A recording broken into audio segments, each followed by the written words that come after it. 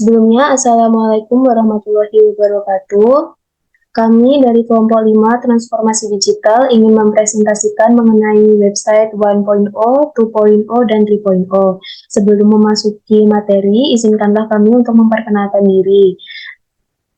Saya sendiri, Aprilia Intan, dengan NIM 107 sebagai moderator, dan rekan saya, Tivana Insani, dengan NIM 096 sebagai pemateri, dan Dila Nurhida dengan NIM 091 sebagai pemateri.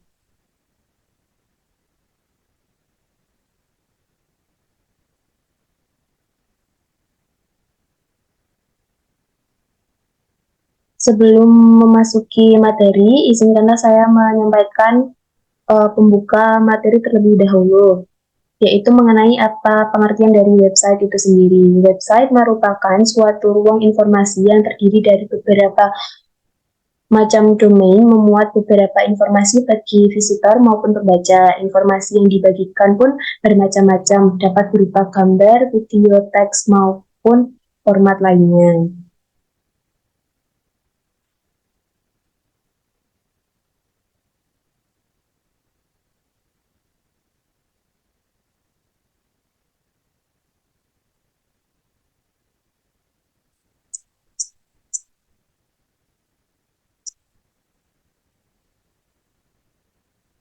Selanjutnya yaitu materi website 1.0. Website 1.0 merupakan generasi website pertama yang muncul pada awal tahun 1990-an, yang dimana merupakan generasi awal revolusi baru di dunia internet pada masa itu. Generasi ini, para pengguna hanya mampu membaca serta menjelajahi konten, namun tidak dapat berkontribusi maupun berinteraksi dengan konten. Lalu karakteristik pada website 1.0 adalah yang pertama statis, yaitu halaman web hanya berfungsi untuk menampilkan. Selanjutnya itu murni. Halaman masih didesain sebagai HTML murni. Selanjutnya ada guestbook, semacam buku tamu online tanpa adanya suatu interaksi. Selanjutnya adalah form, maksudnya menggunakan form yang dikirim melalui email. Karakteristik selanjutnya yaitu ada frame set, yaitu merupakan fitur yang memungkinkan membuat pembagian layar halaman menjadi beberapa bagian. Yang selanjutnya ada GIF tombol, memiliki ukuran 88 x 31 pixel web browser dan mempromosikan produk lainnya. Adapun contoh dari website 1.0 adalah web berita, yaitu ada detik.com, kompas.com, dan tribunnews.com. Adapun dampak dari web 1.0 adalah satu, kemudahan akses. Dengan adanya web 1.0 mudah dibuat dan diakses dengan kestabilan dan kecepatan akses yang baik. Yang kedua ada informasinya statis. Website menampilkan informasi secara langsung tanpa memerlukan interaksi pengguna dan cocok untuk menyajikan informasi dasar. Yang ketiga, kurangnya interaksi. Pengguna hanya dapat membaca dan melihat konten tanpa adanya kemampuan serta kontribusi maupun interaksi dengan konten. Yang selanjutnya tidak dapat dikustomisasi. Website sulit untuk diubah maupun disesuaikan menurut preferensi pengguna karena kontennya bersifat statis. Yang terakhir ada keterbatasan konten. Website cenderung membosankan karena kurangnya elemen interaktif dan multimedia yang menarik. Selanjutnya mengenai materi website 2.0 akan dijelaskan oleh rekan saya Mbak Tifa. Materi selanjutnya yaitu website 2.0. Website 2.0 adalah istilah yang diperkenalkan pada tahun 2004 dan merujuk pada generasi kedua World Wide Web. Istilah 2.0 berasal dari industri perangkat lunak, di mana versi baru program perangkat lunak diberi label dengan nomor versi tambahan. Seperti perangkat lunak, generasi baru website mencakup fitur dan fungsi baru yang tidak tersedia di masa lalu. Namun, Website 2.0 tidak merujuk pada versi spesifik website, melainkan serangkaian peningkatan teknologi. Next.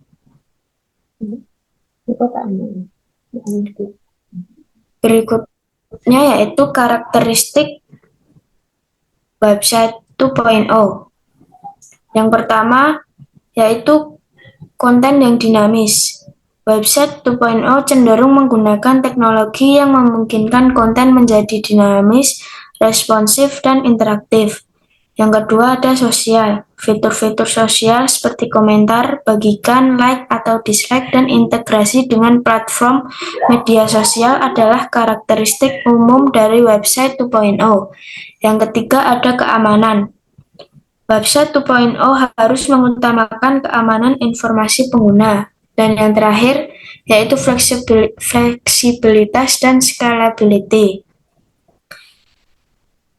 Website 2.0 dirancang untuk menjadi scalable dan fleksibel sehingga dapat menangani jumlah pengguna yang besar dan berbagai macam konten dengan efisien. Next. Berikut adalah contoh website 2.0. Yang pertama ada wordpress.com. Merupakan pembuat situs web dan host lengkap yang dioptimalkan untuk meningkatkan performa. Yang kedua ada tumblr.com. Yang ketiga ada blogger.com. Blogger.com adalah layanan penerbitan blog yang menerima blog multi pengguna dengan entry pertanda waktu. Next.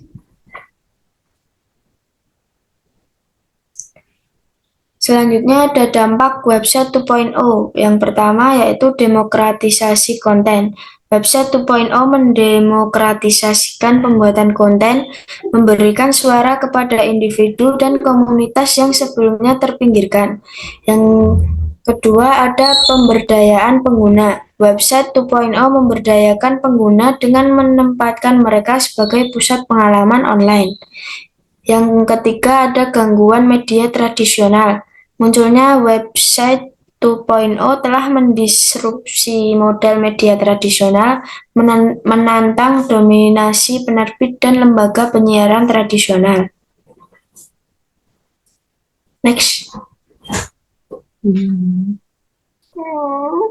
Dan yang keempat ada transformasi bisnis. Website 2.0 telah mengubah cara bisnis beroperasi, berinteraksi dengan pelanggan, dan memasarkan produk dan layanan mereka.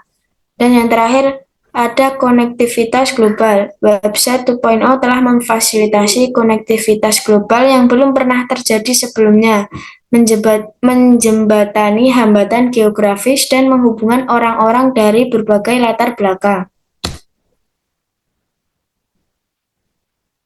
Next. Materi selanjutnya akan dibacakan oleh rekan saya, Mbak Dila.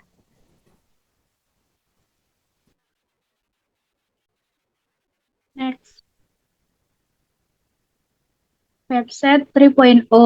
Website 3.0 adalah generasi ketiga dari evolusi web yang berbasis blockchain dengan sistem yang terdesentralisasi. Terdesentralisasi artinya sebagian besar data pengguna akan tersimpan dalam repositori terpusat. Karena jaringan tersebut beroperasi secara terdesentralisasi, keberadaan Web 3.0 sangat berkaitan dengan teknologi blockchain dan juga mata uang kripto.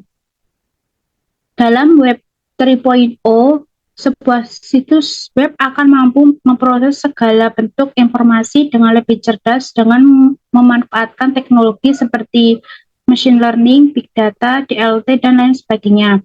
Alasan muncul Web 3.0 karena web generasi pertama belum memiliki algoritma dan Web 2.0 membuat internet jauh lebih interaktif berkat kemajuan teknologi web seperti JavaScript, HTML, CSS3, dan lain sebagainya. Kemudian juga Web 3.0 lebih dekat juga dengan AI.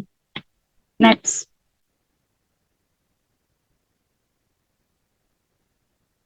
Karakteristik Web 3.0 yang pertama adalah trustless. Interaksi pengguna dalam Web 3.0 mengandalkan algoritma komputer tanpa perantara pihak ketiga. Yang kedua, permissionless. Interaksi antara pengguna tersebut tidak memerlukan izin tertentu, sehingga data pengguna akan tetap aman. Yang ketiga, self-governance. Web 3.0 memiliki DAO yang dapat digunakan berbagai aplikasi. Dan yang terakhir adalah ownership, memungkinkan para pengguna untuk dapat mengontrol data mereka sendiri. Next. Contoh dari Web 3.0 yang pertama adalah blockchain. Blockchain adalah teknologi dasar dari kanan desentralisasi Web 3.0. Yang kedua ada artificial intelligence atau AI, memungkinkan adaptasi dan personalisasi yang lebih baik dari layanan internet. Yang ketiga ada Internet of Things atau IoT, membawa konektivitas internet ke berbagai perangkat di kehidupan sehari-hari.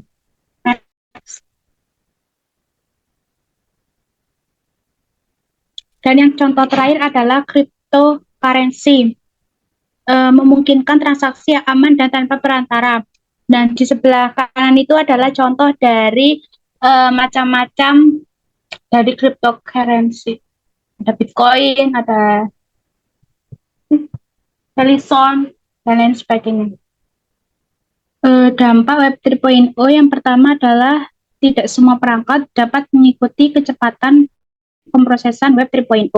Tidak semua perangkat saat ini mampu mendukung kecepatan dan teknologi yang digunakan dalam Web 3.0 seperti blockchain, AI, dan Internet of Things atau IoT yang membutuhkan perangkat dengan kemampuan pemrosesan yang lebih tinggi.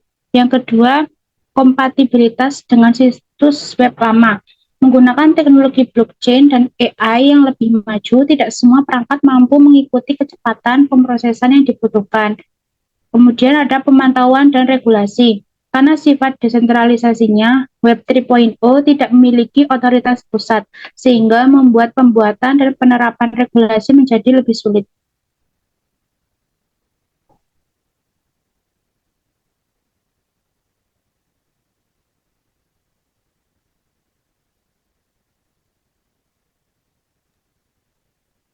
Lalu di sini ada ringkasan mengenai perbedaan antara Web 1.0, Web 2.0, serta Web 3.0, yaitu Web 1.0 merupakan basic web page, ada HTML, e-commerce, Java, dan JavaScript, berlangsung pada tahun 1990 hingga 2005. Yang selanjutnya ada Web 2.0, berbasis sosial media, user-generated content, mobile access, high-quality camera and videos, apps, global internet access. Berlaku pada 2006 hingga sekarang. Yang selanjutnya ada Web 3.0, merupakan semantic web, the apps, user monetize their data, VR, AR or metaverse, permissionless blockchains, AI, interoperability, akan berlaku di masa depan. Baik, sekian presentasi dari kami kelompok 5. Bila ada salah kata maupun misinformasi kami mohon maaf. Saya akhiri. Wassalamualaikum warahmatullahi wabarakatuh.